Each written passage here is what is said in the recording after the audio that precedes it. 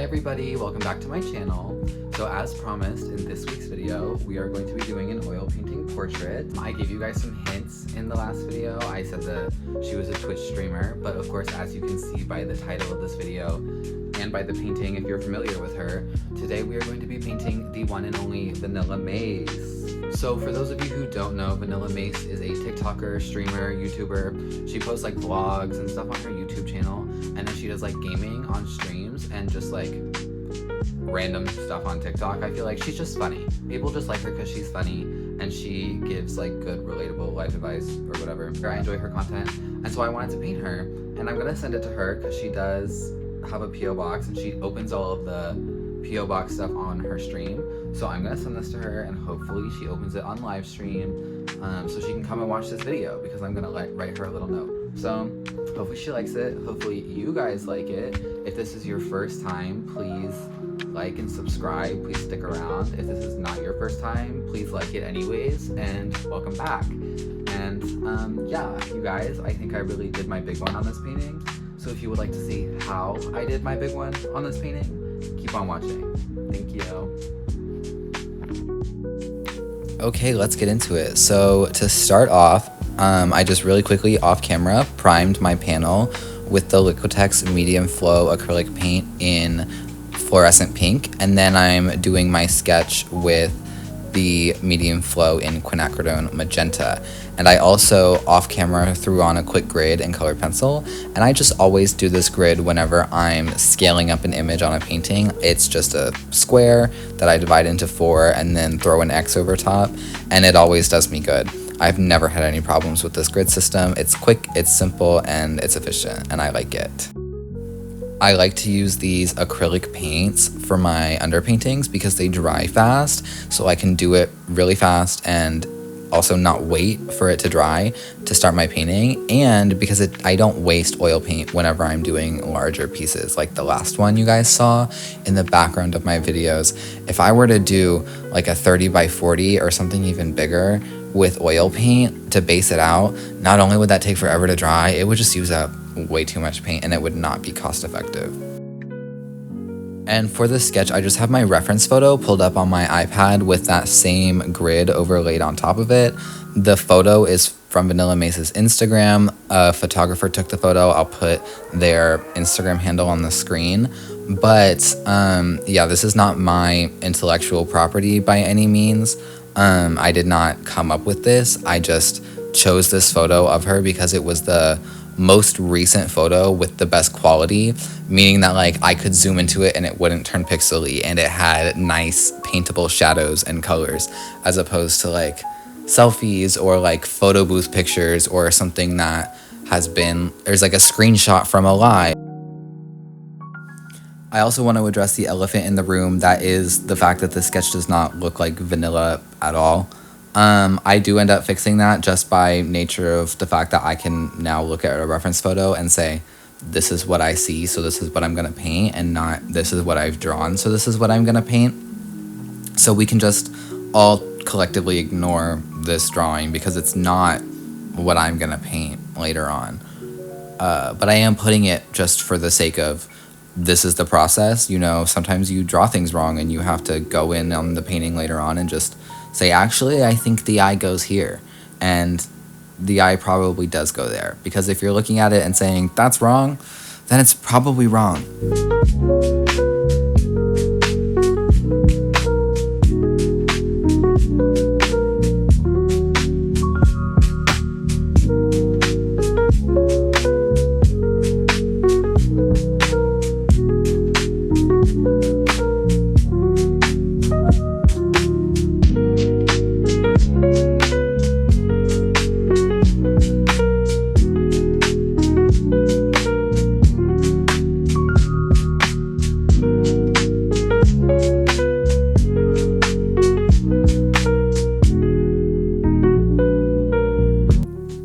All of the brushes I use are Treacle brushes. I really like that brand. They're honestly expensive, but to me, they're quite worth it just for the longevity of the brush. Like, you can really save the brush after what might be too far for other brushes, if that makes sense.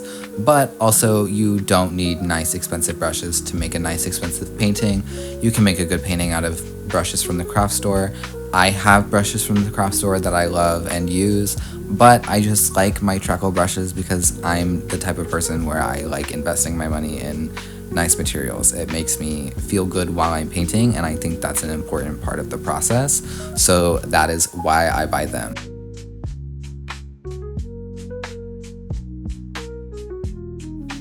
Now, some of you might be a little bit ooked and spooked by these colors, and don't worry, so was I when I was putting them down.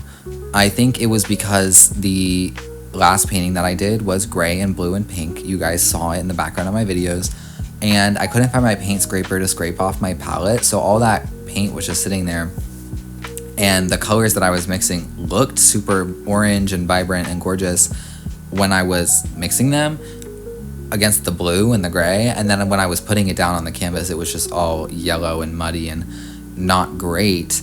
But I did end up fixing it. I do think, however, this is just indicative of a larger problem that I have looking back at some of the other paintings that I've done this year, where I just kind of make the skin too gray. There's something about me that is afraid of going too far in saturation, and I think I also have that with contrast, but I got over the contrast hump a little sooner than the saturation hump. I just think I'm scared to go too bold, too fast, and not be able to not get back. But in this instance, I think I was able to notice when I put the colors down, oh, hey, that's really gray or that's really desaturated because of this neon pink underpainting. And when it looks normal and like a normal skin tone against the neon pink, then I know it's gonna be okay and it's gonna be saturated enough. But when I put it down against that neon pink and it just goes gray, then that makes me go, oh, I need to remix some things. So I think that this neon pink underpainting that I've been doing a lot recently has been helping me with that saturation issue, because of the fact that I'm having to adjust the colors to feel right against this neon pink instead of just putting them down against the white and being like, yeah, that's the color. It's making me be a lot more intentional about what colors I'm choosing for the environment that they're in, because you can see that I tried to originally color pick on my iPad in the corner there, and it's so on the gray end of the spectrum. It's even grayer than what I originally put down and was unsatisfied with. And so I really had to just throw that out the window and come up with colors that felt right for the painting and just trust myself as an artist. And I think that that's like one of the number one things that you really learn as an artist, is the ability to paint or draw what is there and not what you think should be there. And that can be hard with painting in color, because you're having to not only think about something like proportion, you're having to juggle 3 different things. You're having to juggle the hue, the value, and the chroma all at the same time. And so if you're trying to adjust your colors and you're adjusting the hue, but you accidentally change the value, that's gonna mess up your whole painting. And it all depends on whether or not you noticed that the value changed on if you catch it, you know what I mean? And so it's a big hump to get over in terms of learning how to take a photo with colors that are not what you need and paint it and have it still look like that photo, even though the colors are technically completely different. And that will also come into play when I'm working on the background, because this photo has kind of a loud orange and blue, like paisley wallpaper in the back, and the Sanrio plushies also just have really, really bright colors. And I do throw some really bright colors in there, but in general, I kind of made it just a pastel vibe, and I was trying my best to come up with colors that would complement the orange, the bright saturated like oranges and pinks that I put in her face, without taking away from them, while still letting her face be, you know, shining in the center.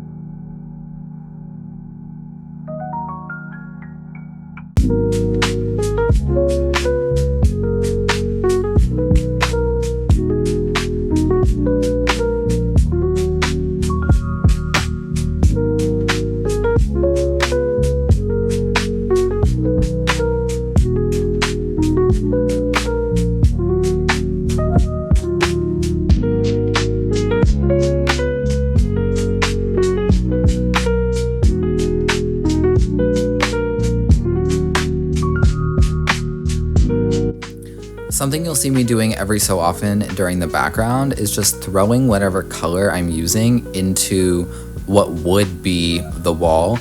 And that's just to keep it all feeling cohesive, you know? If I put just these grays down in her little fluffy hat or bonnet or whatever it is that she's wearing, and I only had these colors there, then it might feel too warm or too cool compared to the rest of the painting. But if I throw that gray that is there all over the rest of the background, then it's all gonna feel like it belongs together, and there's gonna be points that reference each other. And I'm doing that with a bunch of colors that I use in the background. So I'm gonna also end up throwing in yellow and purple and blue, and it'll just feel like a pastel, cloudy experience that she's floating in.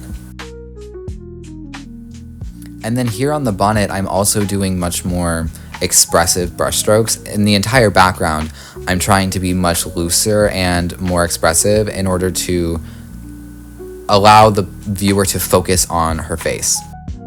I apologize that half of the bonnet was painted off camera, or most of it. I paused the filming to mix a color because it was taking forever, and then I forgot to play it.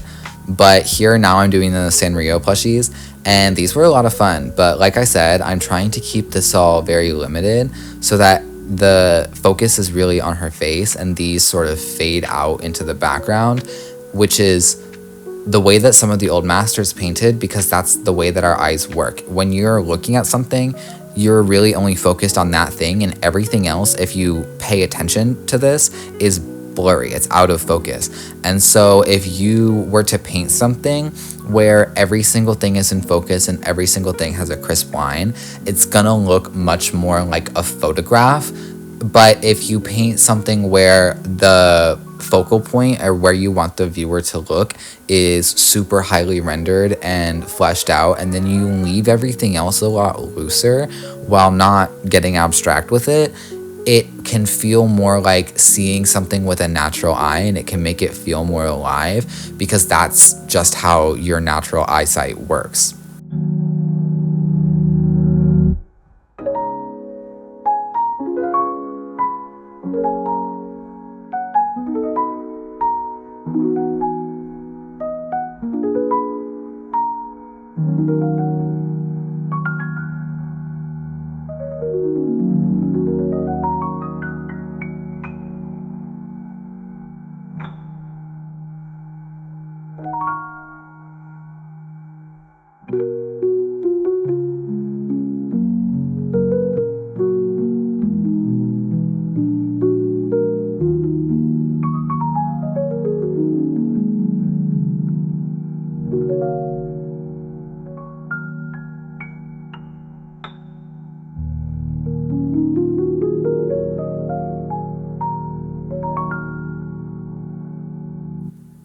You can see me here adding some of that lavender that I talked about before into the background. I'm gonna add that into each of the 3 places where the wall is featured.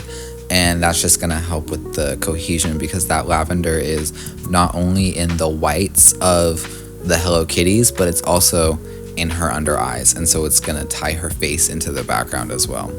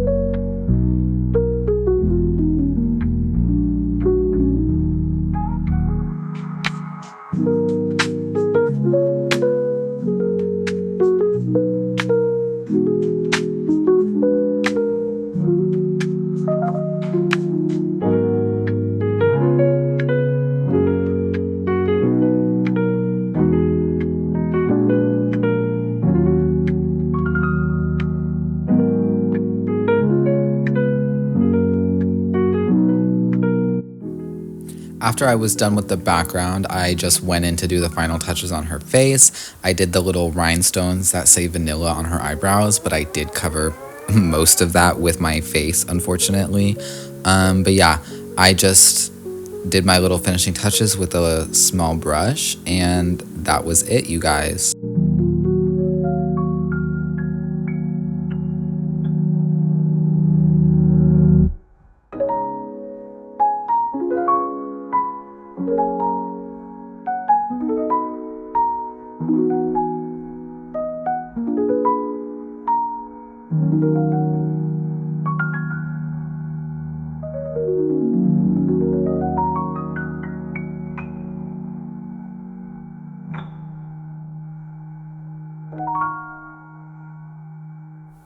What I'm doing right here is just lightening the center parts of her face to try to bring them forward a little more, because I realized that I accidentally gave her a little bit of a tan, and so I'm trying to reduce that.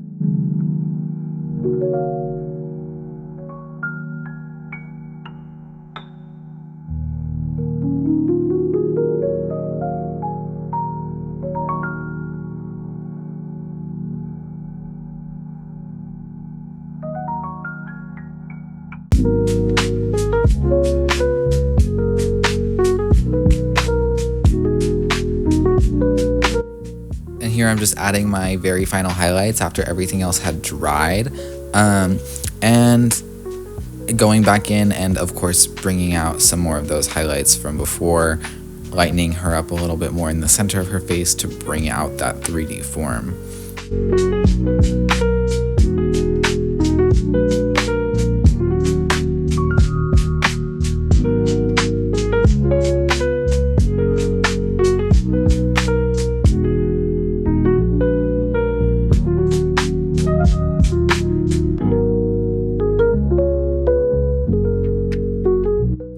And with that, the painting is all finished. Thank you guys so much for watching till the end of the video.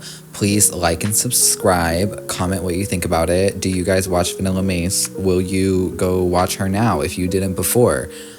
Please let me know what you think in the comments, and I will see you guys in next week's video. Thank you so much for watching. Bye.